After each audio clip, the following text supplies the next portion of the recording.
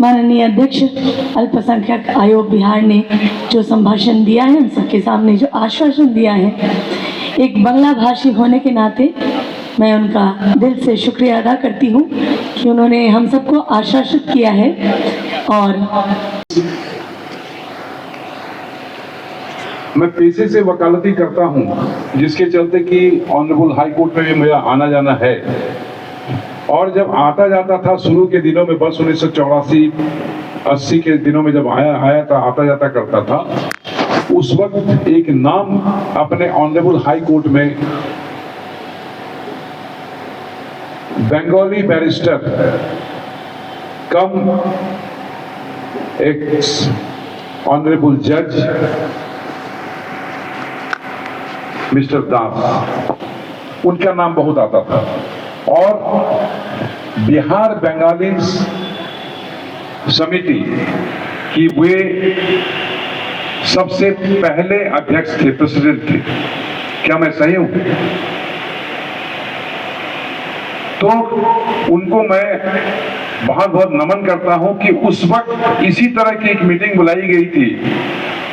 And according to information given by President Bihar Bengali Samaj, it has come into the knowledge that at that time 70 Bengalis have attended the meeting in their 1938. अब सोचिए कि उस वक्त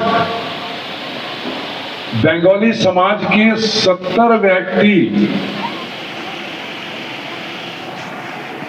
meeting में आए और 1938 से लेकर अब तक 88 वर्षों के बीच जो हुआ वो आप लोगों के सामने है और आप लोग उसके चक्षुदर्शी भी हैं, जिसमें मैं तो सिर्फ सदस्य हूं, लेकिन हमारे अध्यक्ष महोदय जो अभी यहाँ मौजूद हैं, वे वाइस चेयरमैन अल्पसंख्यक आयोग का भी पद उन्होंने संभाला है और अपने रिजिम में उन्होंने बहुत सारे काम किए हैं। हमारे अल्पसंख्यक आयोग के अध्यक्ष यहाँ नहीं है, मैं चाहता था कि वो रहते। कुछ कुछ बातें जो पद देने के बाद भी उनकी बात नहीं रहती है और ऐसा लगता है कि सिर्फ लाइसेंस दे दिया गया है, गन का लाइसेंस दे दिया गया है, लेकिन गन खरीदने की अनुमति नहीं है। मैंने इस 6-7 महीने में बहुत स्कूलों में मैंने भ्रमण किया, किशनगंज, कटिहार, फारबिसगंज, दरभंगा। उसमें पाया मैंने स्कूल है, बंगाली स्टूडेंट भी हैं, लेकिन किताबों की सप्लाई बिहार सरकार के द्वारा नहीं है। अगर कोई मीडिया पर्सन्स यहाँ मौजूद हैं तो उस मीडिया पर्सन्स के द्वारा मैं बिहार सरकार को यह अवगत कराना चाहता हूं कि जहां आप स्कूल देते हो वहां आप शिक्षक दीजिए, और अगर बंगाली सब्जेक्ट का कोई स्कूल है, प्रत्येक स्कूल में ऑप्शंस है, तो वहां पर आप शिक्षक का नियोजन भी कीजिए। परंतु मैंने देखा कि there is a school but there is no appointment of the teachers, there is no supply of the books from the side of the government. Secondly, अल्पसंख्यक आयोग छात्रावास हमारे यहाँ भी है, कटिहार में है, दरभंगा में है और भी कई जगह है, लेकिन बंगाली भाषी जो हमारे इंटेलिजेंट विद्यार्थी हैं उनको वहां एडमिशन की मनाही है। इसके लिए भी हम लोगों को बहुत कड़ा कदम उठाना पड़ेगा। मैं ये भी मीडिया पर्सन से आग्रह करूंगा कि मेरे इस स्टेटमेंट को इस तरह से उछालें ताकि वो बिहार सरकार का कान जो है वो खोले हालांकि मुझे बिहार सरकार ने ही बनाया है, लेकिन मैं उसी के खिलाफ बोले जा रहा हूं, इसलिए कि जब मैं किसी जिम्मेदार के पद पर दिया गया हूं तो उसकी जिम्मेदारी मुझे निभानी पड़ेगी, और उस जिम्मेदारी को निभाने के हरकत में मैं उनके विरुद्ध बोल रहा हूं, क्योंकि जितने एडमिनिस्ट्रेशन है, एजुकेशन एडमिनिस्ट्रेशन है, सब उन्हीं के जिम्मे है। थर्ड, स्टाइपेंड वो भी नहीं मिलता। तो इसके लिए मैं हमारे अध्यक्ष से आग्रह करूंगा कि एक कमेटी बनावे, और जो एक्टिविस्ट हैं यहां पर उनसे मैं आग्रह करूंगा कि वो नोट करें, एक कमेटी बनावे और कमेटी के द्वारा उन जितने पॉइंट्स हैं उनको लेकर जिस दिन मेरे आयोग का मीटिंग होगा उस दिन के पहले मुझे अगर वो इत्तला हो जाती है, कोई इंफॉर्मेशन मुझे हो जाता है, तो मैं अध्यक्ष साहब को वहां बुला के साफ साफ इन सब चीजों को आयोग के समक्ष रखूंगा और कोशिश करूंगा कि इन चीजों को हम लोग अच्छे से अच्छे तरीके से बंगाली समाज को उत्थान के लिए, खासकर एजुकेशन को उत्थान के लिए, मैं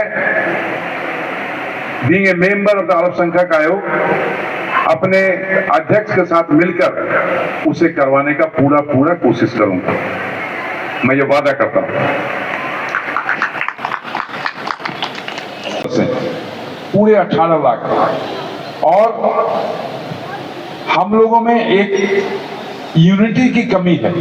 मैं समझता हूं कि अगर यूनिटी को हम लोग प्रश्रय दें और प्रपोज करें, एक दूसरे को फॉलो करें, तो मैं समझता हूं कि ये बिहार सरकार जानेगी कि ये 18 लाख इसका वोट सीधा हमारे सरकार बनने को जाता है। तो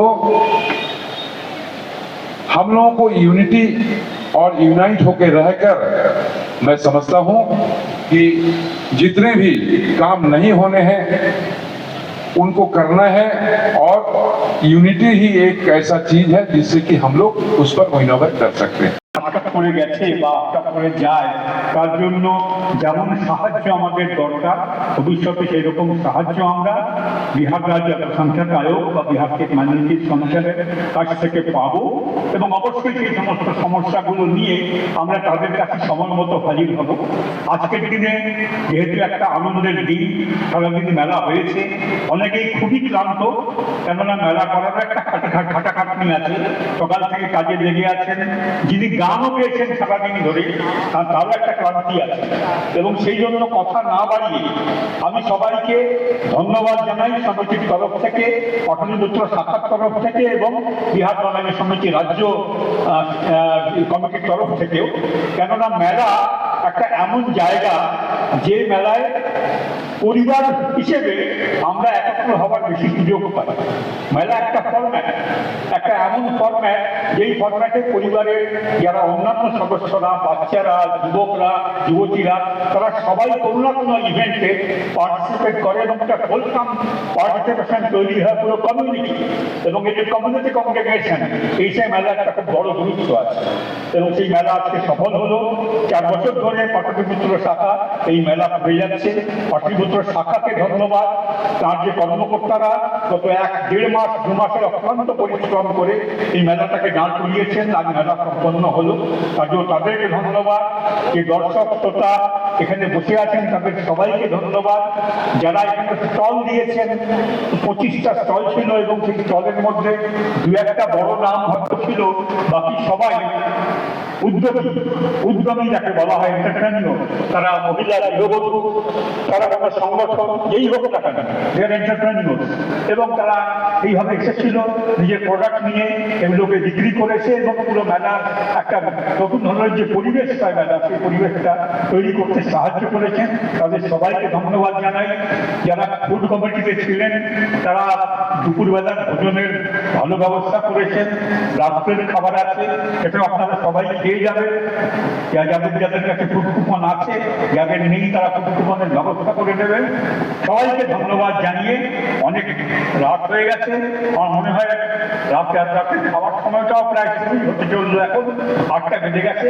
আমি শেষ করছি আমার ধন্যবাদ জ্ঞাপন, এবং আমাকে বলবো যে ফর্মালি আনুষ্ঠানিকভাবে এই মেলার সমাপ্তি তিনি ঘোষণা করুন। সভাপতি বিহার বাঙালি সমিতি হিসেবে আজকের মেলার সমাপ্তি ঘোষণা করছি, এবং আশা করছি যে পরের বছর আবার আমাদের দেখা হবে, এইভাবে আনন্দ করে কাটাবো। আপনার বাড়ি যাবার আগে এইদিকে মুড়বেন, এদিকে মুড়ে খাবার খেয়ে যাবেন। ধন্যবাদ।